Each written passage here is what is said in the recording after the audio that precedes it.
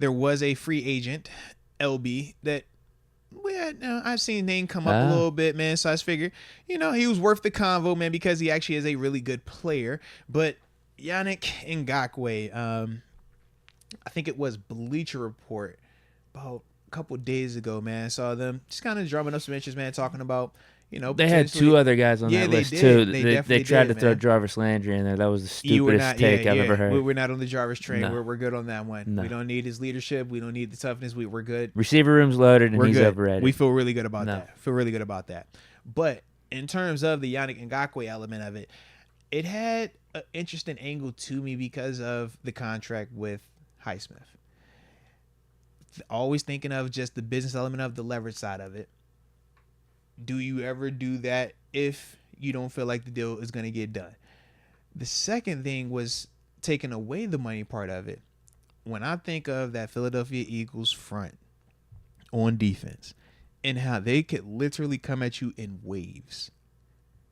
Right now, we're one injury away from a TJ, and now it's Highsmith and Marcus, which is still good. Still gonna hit, but we would feel a little bit lighter, right?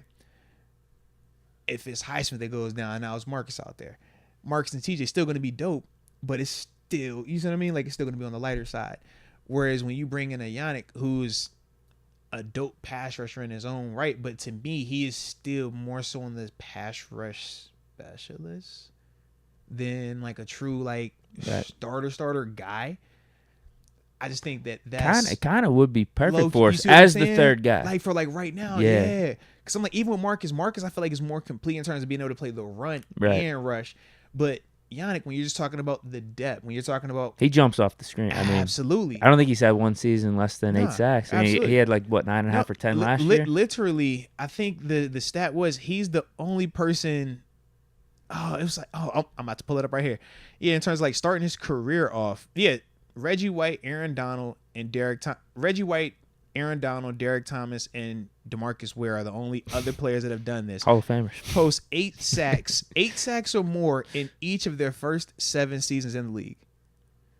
From the time he's come in this thing, 7 years straight, he's had 8 sacks or more. And he said TJ hasn't even done that. And, we love TJ. He would have last year. Wait, no, he didn't even get his rookie year. Did he get 7 or 7.5? Yeah. Wow. Yeah, so we're talking Reggie White, Aaron Donald, Derek Thomas, and DeMarcus Ware are the only other guys that have ever done that. So with that, I'm like, but it's communicated. It has to be communicated that this is you're just the rusher, just that.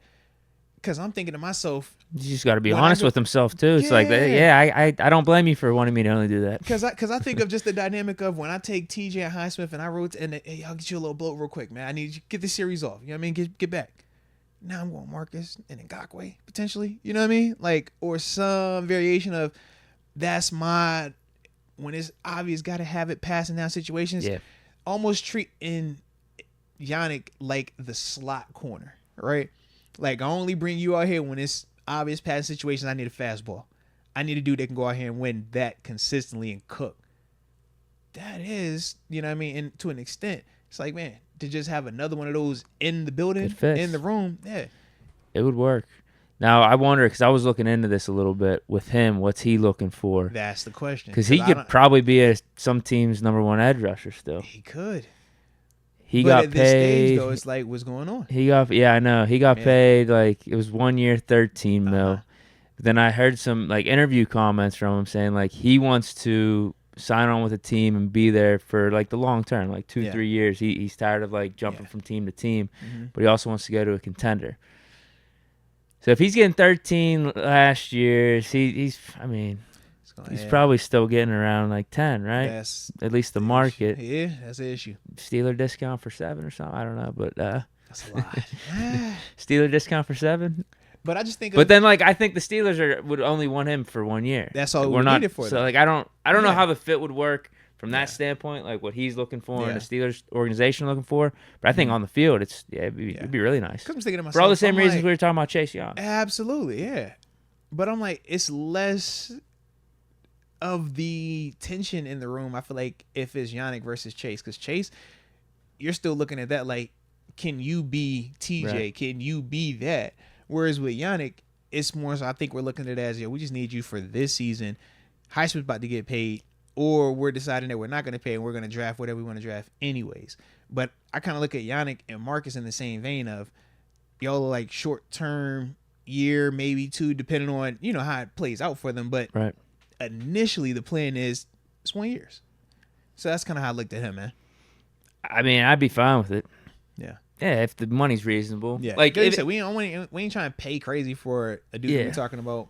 If it's 1 year, like 7-ish, we still got cap space to do some other stuff, like pick up a Reuben Foster. I think that'd be fine. That wouldn't hurt. Yeah. Because I'm with you. I imagine the Eagles type of scenario where like they just come offenses are gonna be shitting themselves against T.J. Watt, Highsmith, and Ngakoue, and then Marcus Golden. Yes.